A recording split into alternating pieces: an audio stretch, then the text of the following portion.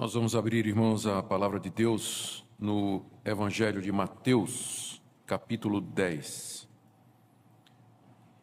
E vamos ler dos versos 34 a 39, palavras do Senhor Jesus aos seus discípulos. Não penseis que vim trazer paz à terra. Não vim trazer paz, mas espada. Pois vim causar divisão entre o homem e seu pai, entre a filha e sua mãe, e entre a nora e sua sogra. Assim os inimigos do homem serão os da sua própria casa. Quem ama seu pai ou sua mãe mais do que a mim, não é digno de mim. Quem ama seu filho ou sua filha mais do que a mim, não é digno de mim. E quem não toma a sua cruz e vem após mim, não é digno de mim. Quem acha a sua vida, perdê-la-á. Quem, todavia, perde a vida por minha causa, achá-la. Vamos orar pedindo que Deus ilumine o nosso entendimento na compreensão da sua palavra. Ó Deus, abre os nossos olhos para que nós vejamos as maravilhas da tua lei. Dê, Senhor, que teu Espírito Santo nos conduza agora no entendimento das palavras do teu Filho. Inclina o nosso coração a obedecer. Ó Senhor, pedimos que conduzas todo o nosso ser, à submissão plena que o Senhor Jesus aqui demanda de nós. Ouve a nossa oração em nome de Jesus. Amém. Meus queridos, minha intenção nessa noite é expor as demandas que o Senhor Jesus Cristo faz aqui com relação aos seus seguidores. E, após isso, chamá-los à submissão plena e completa à pessoa de Jesus Cristo, Filho de Deus. Eu acho que nem sempre nós entendemos o que é que significa ser cristão e seguir a Jesus Cristo. O pecado de tal maneira nos afetou a toda a raça humana e ao indivíduo como um todo, que não existe uma solução parcial ou indolor, por assim dizer, para o problema que o pecado causou. A solução de Deus é extremamente radical. E Cristo aqui apresenta essa solução de maneira clara. As demandas que Jesus Cristo faz aqui para as pessoas que se dizem cristãs ou que querem segui-lo, são demandas extremamente radicais. E eu acho que às vezes nós não estamos entendendo isso. Nós às vezes pensamos que ser cristão, ser evangélico, ser crente, é uma opção que você faz no meio de tantas outras tradições religiosas, e com frequência essa escolha é feita sem que nós tenhamos ideia do que é que representa, de fato, ser um seguidor de Jesus Cristo. Eu tenho para mim que se nós entendêssemos o que é que Jesus requer de nós, o número de seguidores de Jesus seria bem menor do que é. Bem menor do que é. É exatamente porque existe tantos conceitos errados a respeito do que é ser cristão ou de quem é Jesus Cristo, que é preciso sempre voltar a esses ensinos básicos do Senhor, para que nós estejamos seguros de que de fato queremos ser cristãos e o que está envolvido nisso tudo. Jesus disse estas palavras aos seus discípulos quando os mandou em missão.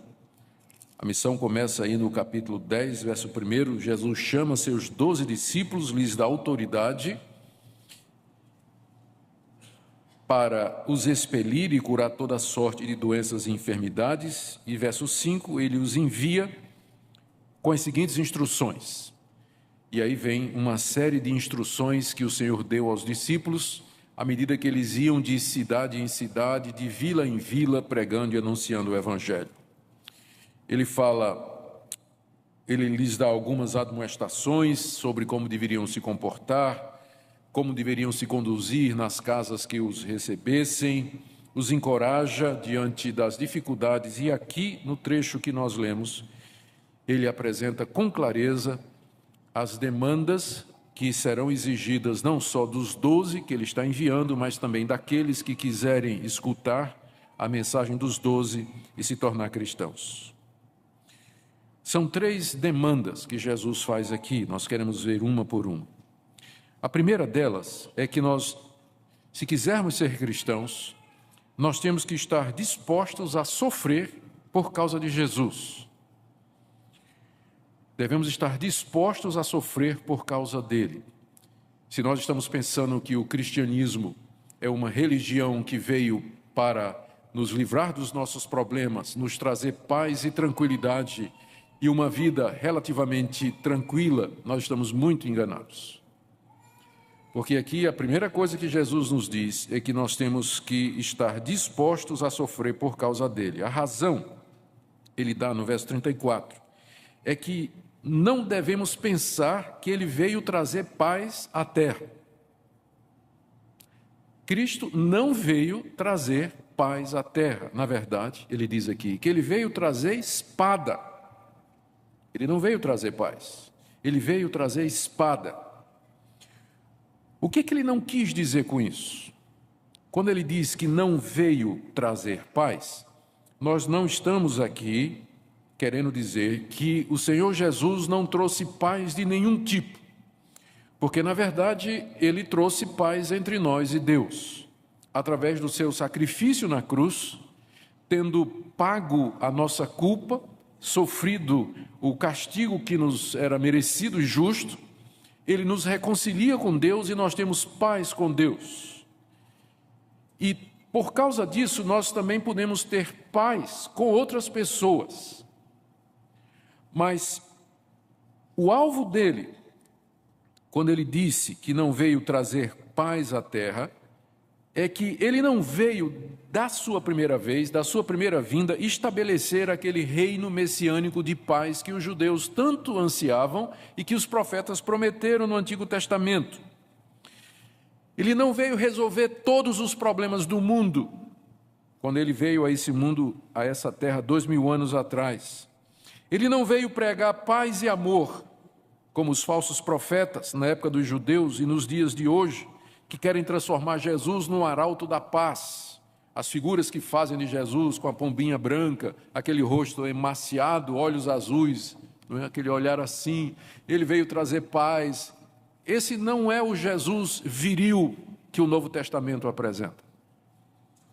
O Novo Testamento diz, como ele diz, não pensem que eu vim trazer paz, eu não vim resolver os problemas do mundo agora, eu não vim instalar um reino onde todos vão viver em harmonia, eu não vim acabar com as guerras e as polêmicas, não foi isso que eu vim fazer. Então, essa é a primeira coisa que a gente tem que esclarecer a respeito de Cristo. Como eu disse, ele traz paz no sentido de que, pelo seu sacrifício, eu tenho paz com Deus e posso ter paz com outras pessoas, mas isso está longe, muito longe, de tornar Jesus uma espécie de pacificador ou uma pessoa que veio ao mundo para resolver todos os problemas do mundo e estabelecer um reino de paz. Pelo menos não foi isso que ele veio fazer agora. Ao contrário, ele diz, eu vim foi trazer espada. Eu vim foi trazer espada. O que é que ele não quis dizer com isso? Quando Jesus disse que ele veio trazer espada, ele não está dizendo que veio fundar uma religião baseada na violência, como existem algumas que são baseadas na violência. Quando ele disse que ele veio trazer espada, ele não quis dizer que nós deveríamos nos armar e lutar contra o resto do mundo. Ele também não quis dizer que nós deveríamos usar a espada ou armas para converter os infiéis pela força. De maneira nenhuma, Jesus Cristo está dizendo isso. O que ele quis dizer com essa expressão, eu vim trazer espada à terra, é que por causa dele haveria muitos conflitos entre pessoas, cidades e até países. E que a sua pessoa seria motivo de discórdia, de debate, de polêmicas e inimizades.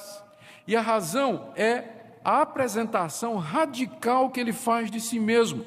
Jesus se apresenta como sendo o Filho de Deus, como sendo o próprio Deus. Ele diz que ele é o único caminho para Deus. Ele diz que sem ele todos estão perdidos. Ele expõe a perdição da humanidade por causa dos seus pecados e diz que o ser humano sozinho não pode alcançar a felicidade eterna. Ele é o caminho, a verdade e a vida.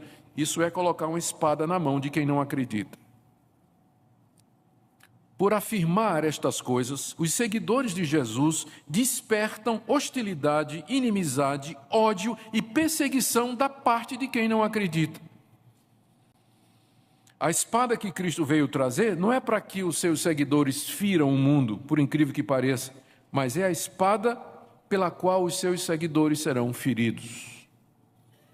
A pessoa de Jesus provoca isso por causa das suas demandas radicais.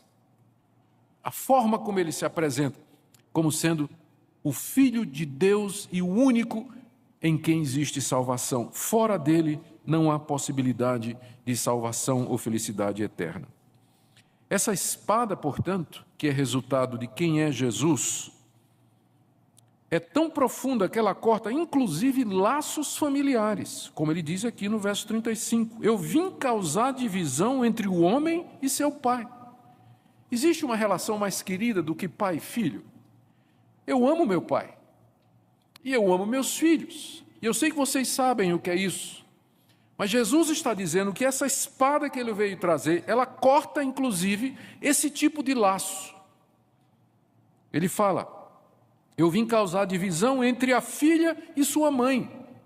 É também um laço terno, é um laço querido, profundo, não é verdade? Mas essa espada corta também. O terceiro laço pode parecer mais fácil. Entre a nora e sua sogra. Mas a gente sabe que tem sogras maravilhosas. A minha é maravilhosa. E eu entendo a dificuldade aqui também. O que o Senhor está dizendo é que a sua pessoa, quem Ele é, as suas demandas, o que Ele representa, causa atrito entre as pessoas, polêmica entre as pessoas, a ponto de separar, inclusive, familiares. Veja como ele diz que haveria inimigos do homem, até mesmo em sua família, verso 36. Os inimigos do homem serão os da sua própria casa. Quer dizer, o que ele está dizendo aqui é que há pessoas que vão odiar tanto a Jesus e aos seus seguidores, a ponto de que, se o seu filho se tornar um seguidor de Jesus, o amor que ele tem pelo filho vai ser menor do que o ódio que ele tem por Jesus. Mesma coisa com relação de um filho para com seu pai, de irmãos. E isso tem acontecido ao longo da história, especialmente em períodos de perseguição aberta e oficial ao cristianismo. Durante o Império Romano, há histórias e mais história no livro dos Mártires de mulher que entregou o marido, porque o marido se tornou cristão, entregou às autoridades para ser morto. De pais que renegaram filhos, entregaram os filhos para serem mortos porque se tornaram cristãos. Nos países comunistas, onde havia perseguição e há perseguição, há casos e casos de famílias que entregam seus membros para não serem mortos ou presos, membros que se tornaram cristãos em países islâmicos. Isso também acontece hoje. Famílias que se fragmentam, se dividem, se acabam porque um membro entrega ao outro que se tornou cristão. Em resumo, o que Jesus está dizendo aqui é o seguinte: quem quiser ser discípulo dele tem que estar disposto a enfrentar a ira e a hostilidade do mundo e até mesmo da esposa, do marido, dos pais ou dos irmãos. Veja como esse cristianismo que nos é apresentado aqui, essa demanda de Jesus, torna o cristianismo bíblico bem diferente daquele que apresenta Jesus como uma espécie de guru que prega paz e amor a todos. Esse não é o Jesus da Bíblia. O Jesus da Bíblia, ele é muito claro com os seus seguidores. Ele está dizendo: na hora que você se tornar o meu seguidor, se prepare, porque a espada pode chegar até a sua casa, até o seu casamento, até o seu relacionamento com seus filhos. porque eu não vim trazer paz no presente momento, mas a espada, e os inimigos do homem serão o da sua própria casa. Essa é a primeira demanda de Jesus. Você tem que estar disposto a sofrer por ele, inclusive dentro da sua própria família. Segunda demanda dele é ainda mais radical. Jesus diz que ele é a pessoa que você deve dar amor supremo. Ele exige amor supremo à sua pessoa. Versos 37 e 38. Quem ama seu pai ou sua mãe mais do que a mim não é digno de mim. E quem ama seu filho ou sua filha mais do que a mim não é digno de mim. E quem não toma a sua cruz e vem após mim não é digno de mim. O que é isso, ser digno de Jesus? O que significa? O que é que ele quis dizer, ser digno de mim? É ser merecedor, eu uso a palavra com cuidado, ela vai ser explicada daqui a pouco, é ser merecedor do amor, da graça e da misericórdia de Jesus. É poder ter o direito de dizer, eu sou de fato cristão. É você ser de tal maneira que Jesus não vai se envergonhar de você. Você é digno dele. E ele diz para que nós sejamos dignos dele, nós temos que amá-lo acima daquilo que nós temos de mais precioso, que é a família e nossa própria vida. Se você pensou que a primeira demanda era radical, agora pense nessa. A segunda é essa. Você tem que me amar acima de tudo. O que ele não quis dizer? Presta atenção. O que ele não quis dizer quando ele disse que se nós não o amarmos mais do que pai ou mãe, nós não somos dignos dele, igualmente filho ou filha? Ele não está dizendo que a gente tem que deixar a nossa família, os nossos lares, e irmos morar com os irmãos em Cristo como se eles fossem uma nova família. Algumas seitas que fazem isso, como por exemplo os Meninos de Deus. É uma seita muito antiga, ela atua especialmente entre jovens nas universidades e escolas, se apresentam como irmãos em Cristo Jesus e tiram os jovens dos seus lares para ir morar em comunidades, para ir morar em acampamentos. O jovem, o moço, a moça, larga a família, larga o pai, mãe, estudos e vai morar com outros jovens em acampamentos, retiros que eles têm. É uma seita muito perigosa. Não é isso que Jesus está dizendo. Ele não está nos incentivando a abandonar nossa família, muito menos que negligenciemos as nossas obrigações com os familiares. Por exemplo, ele não está aqui encorajando você a se envolver tanto nas atividades da igreja que você esqueça as suas obrigações como esposa, como marido, como filho. Não é isso que ele está dizendo aqui. O que ele quer dizer com isso é que o nosso amor a ele, Jesus, deve superar qualquer outro amor que nós tenhamos, inclusive o amor aos parentes e familiares. Isso porque o nosso relacionamento com ele é superior aos laços familiares e terrenos. Isso é alguma coisa que nós precisamos entender muito claro. Esses laços terrenos aqui, familiares, eles um dia vão acabar. A relação pai e filho, mãe e filha, irmão e irmã, elas são pertencentes a essa vida aqui. Um dia, isso tudo vai acabar.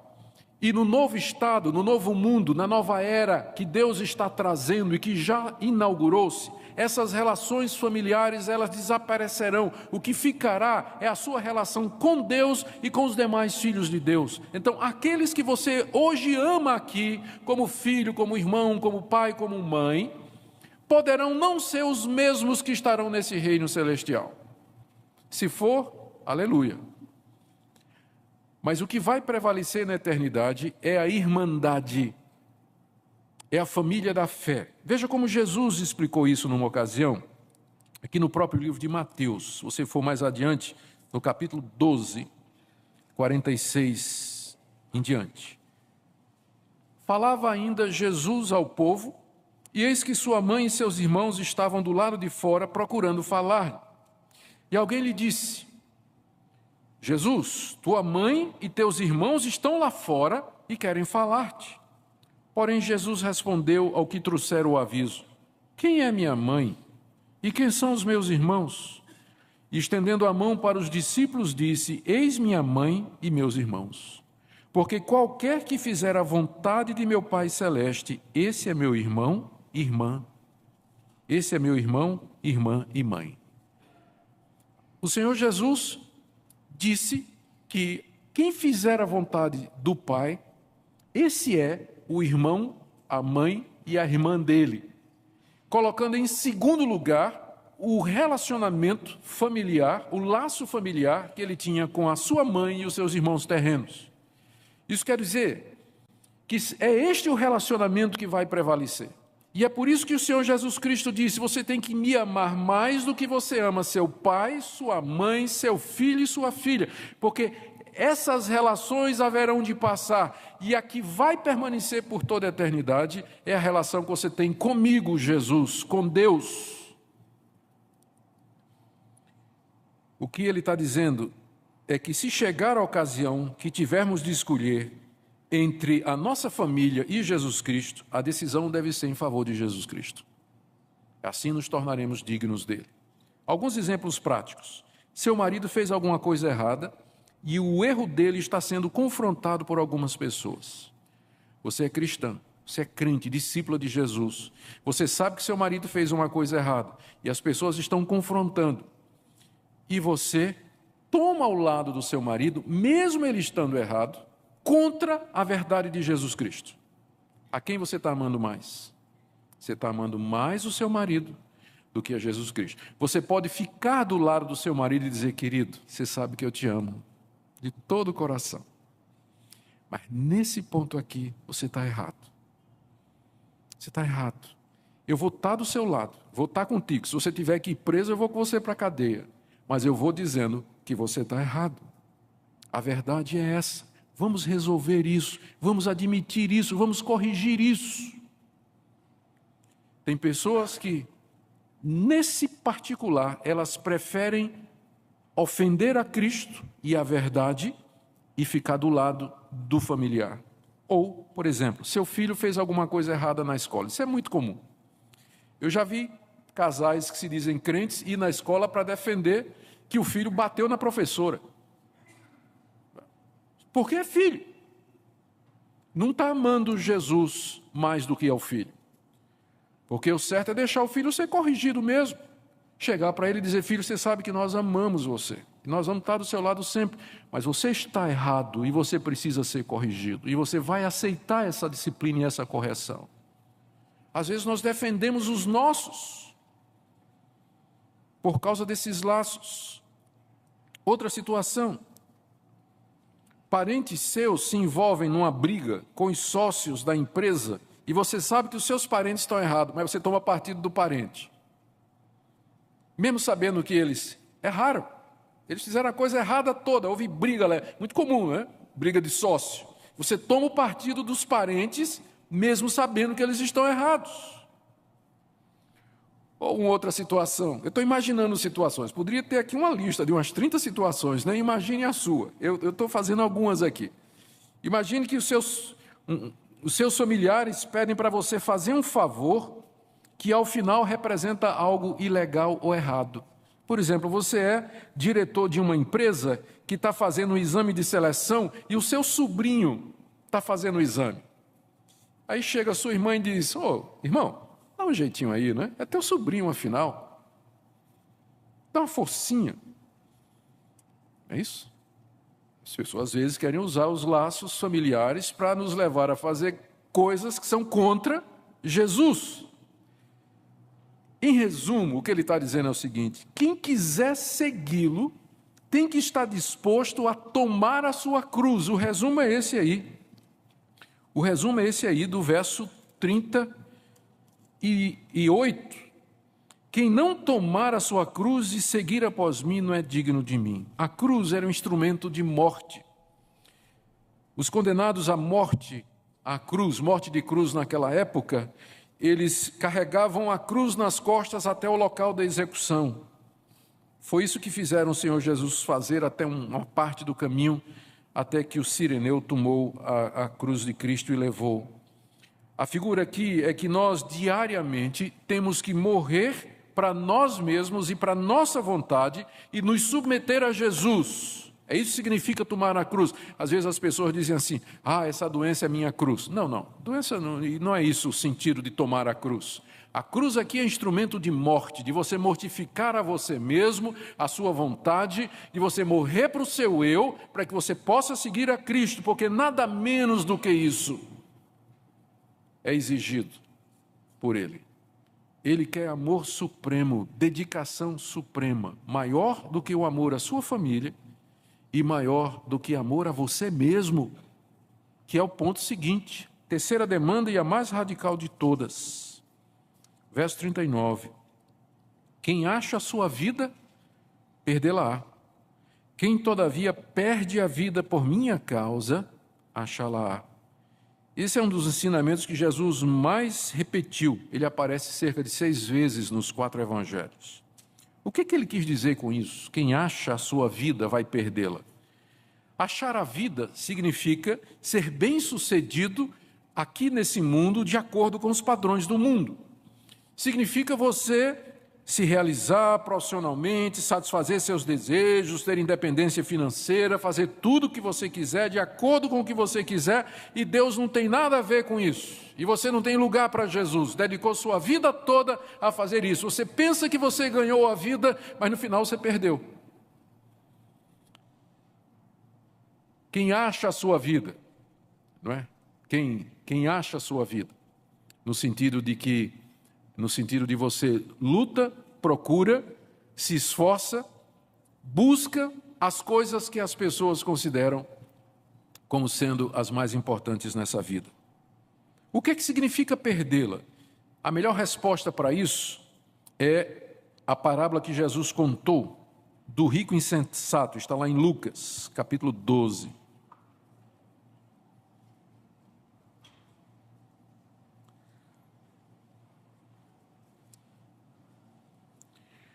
Lucas 12, a partir do verso 16. Jesus contou uma parábola dizendo: o campo de um homem rico produziu com abundância. E ele arrazoava consigo, dizendo: que farei, pois não tenho onde recolher os meus frutos? E disse: farei isso, destruirei os meus celeiros, reconstruí-los-ei maiores, e ali recolherei todo o meu produto e todos os meus bens. Então direi à minha alma: tens em depósito muitos bens para muitos anos, descansa, come, bebe, regala-te. Aqui está um homem que achou sua vida. Bem-sucedido, provisão, aposentadoria tranquila, bens, descanso, não tinha medo do futuro, tinha de sobra, tinha propriedades, ele achou sua vida, mas ele perdeu. Verso 20, porque Deus lhe disse: louco, esta noite te pedirão a tua alma, e o que tens preparado, para quem será? Assim é o que entesoura para si mesmo e não é rico para com Deus. É isso que significa: quem achar a sua vida vai perdê-la. Ou seja, quem se dedicar nesse mundo, no tempo presente, a correr atrás destas coisas que são lícitas, veja, não são coisas erradas, são coisas lícitas, são coisas legais, são coisas boas, são coisas necessárias. O ponto é que você deu a elas o primeiro lugar, seu coração estava nessas coisas o tempo todo. Cristo era nota de rodapé na sua vida, ou não representava absolutamente nada. Você vai chegar no final da sua vida e ver que você desperdiçou seu tempo, sua juventude, suas forças, correndo atrás daquilo que não vai lhe trazer felicidade eterna, que não vai resolver o problema do seu relacionamento com Deus. Por isso, quem acha a sua vida aqui nesse mundo vai perdê-la. Mas quem perde a sua vida aqui nesse mundo por causa de Jesus, esse vai achá-la. Significa fazer as mesmas coisas que você fez, a mesma coisa que o outro caso fazia, só que elas são absolutamente secundárias. Você quer trabalhar, você quer ganhar dinheiro, você quer ter família, por amor a Jesus, para de alguma forma promover o nome de Jesus, trazer glória a Ele. Ele é a razão de tudo que você faz. No outro caso, é você o centro de tudo, mas agora você vive para Ele. Como eu já falei aqui, num sermão aqui na igreja, a diferença entre nós e os outros é que os outros querem ganhar dinheiro para gastar com eles, mas nós queremos ganhar dinheiro do mesmo jeito para poder abençoar outros, para poder ajudar outras pessoas. A diferença é a motivação. Então, quem perde a vida aqui, ou seja, quem renuncia a buscar a própria glória, o próprio conforto, as coisas do seu eu e vive de fato para Cristo, ele promete aqui que esse vai herdar de fato, ou vai achar de fato a vida. Em resumo, quem quiser ser discípulo de Cristo deve estar disposto a renunciar a si mesmo e tudo quanto tem por amor a Ele. Agora, já me encaminhando para o fim, com que direito Jesus Cristo exige isso? Quem é Ele para prometer essas coisas? Vamos pensar direito aqui, gente. O que é que nós temos aqui? Nós temos aqui um judeu chamado Jesus, filho de Maria, que viveu há 2000 anos atrás,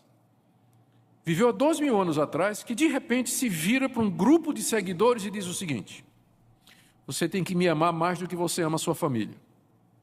Ok? Vocês têm que estar dispostos a morrer por minha causa. Uhum. E digo mais, se vocês não passarem a vida toda me tendo como a razão suprema de vocês serem, vocês estão condenados. Tá. Então você está diante de um homem que só pode ser duas coisas: ou louco ou Deus. Não tem opção. Ou ele é louco, megalomaníaco e esperto, porque enganou 3 bilhões de pessoas, é a quantidade de cristãos que tem hoje. Ou ele é o que ele diz. E hoje à noite você tem que decidir isso. Quem é Jesus para você? Porque pensa no que ele está reivindicando. Nenhum outro fundador de religião, se é que eu posso chamar Jesus fundador de religião, nenhum outro fez demandas ao menos parecidas com essa. Ninguém. Nesse sentido, de fato, ele é único. A opção para nós, e não tem outra, é que Jesus demanda isso porque Ele é Deus. Ele é o Filho de Deus, Ele é o Criador de todas as coisas, Ele é o Senhor de tudo e de todos, que morreu pelos nossos pecados, ressuscitou dos mortos, subiu aos céus, tem todo o poder no céu e na terra e no universo, e como tal Ele tem o direito de exigir de nós amor supremo, lealdade absoluta e obediência total. Ninguém mais pode demandar isso se Ele não for o próprio Deus. Ninguém tem o direito de pedir estas coisas, a não ser que Ele seja Deus. Nenhum ser humano tem direito de pedir estas coisas a outro ser humano. E por que eu haveria de obedecê-lo? Mas se é Deus, o Criador de todas as coisas, que na pessoa do seu Filho vem até nós e demanda isso de nós, cumpre-nos nos curvar diante dEle. O que é que isso representa para nós hoje?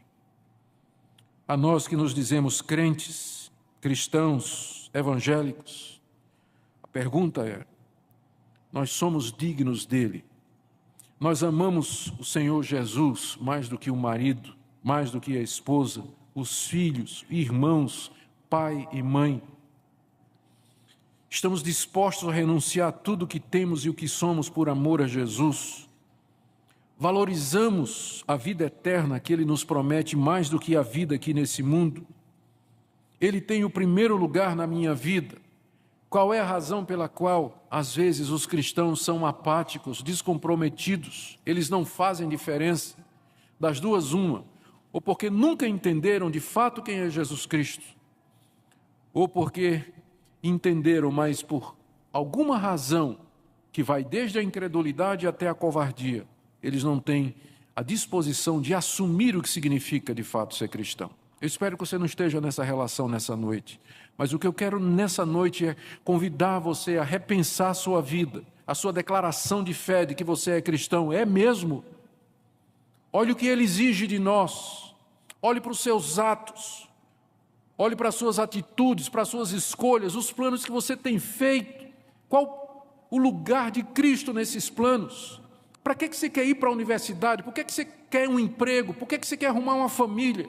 Por que você está correndo atrás destas coisas? Qual a razão? Qual o lugar de Cristo na sua vida? Se Ele tem o primeiro lugar na sua vida, onde está o tempo para você dedicar a Ele? Você lê a palavra dEle, gasta tempo em oração e comunhão com Ele, porque se nós amamos uma pessoa, nós queremos estar com ela, é claro. Mas eu quero que você examine sua vida nessa noite, que nessa noite você tome uma decisão. Ou eu sou um discípulo de Cristo nos moldes que Ele é, Ou então é melhor fazer como muitos fizeram, e eu espero que não seja necessário, virar as costas e ir embora. Quando eles entenderam, muitos entenderam o que Jesus disse. Está lá no Evangelho de João, que quando ele acabou de dizer quem ele era, o que ele queria, muitos viraram as costas e foram embora. Por isso que eu disse para vocês, se nós entendêssemos quem é Jesus, o número de seguidores dele seria bem menor. Porque ele nunca esteve interessado em números. Nós é que ficamos, preocupados, vamos encher a igreja. Jesus nunca teve... Ele, na verdade, estava expulsando gente, botando gente para fora. Eu só quero que fique quem é mesmo. Quem de fato me ama, quem entende. Esse eu quero, o verdadeiro adorador, não um consumidor do evangelicalismo brasileiro, mas eu quero um adorador, um discípulo de verdade. Se você está aqui nessa noite e você ainda não se dobrou diante de Jesus Cristo como Senhor e Salvador, eu queria convidá-lo a fazer isso nessa noite. Não deixe passar mais essa oportunidade que Deus lhe dá. Você acabou de ouvir a palavra de Deus, as demandas de Cristo, as promessas que Ele fez. Não há salvação de fato em nenhum outro. Ele é o Filho de Deus, Ele é o Salvador do mundo, e Ele lhe chama nessa noite para que você se curve diante dEle. Eu não estou pedindo para você dar uma chance a Jesus, como às vezes as pessoas fazem. Dê uma chance a Jesus, de jeito nenhum. Ele hoje à noite está lhe dando uma chance. Ele está lhe chamando hoje à noite pela palavra do Evangelho. E você deveria ouvir, porque nem sempre a porta vai estar aberta. Que nessa noite você tome a decisão de se curvar diante dEle e confessá-lo como Senhor, entregar sua vida a Ele e que Ele seja o amor maior da sua vida. Amém? Vamos ficar em pé e vamos orar.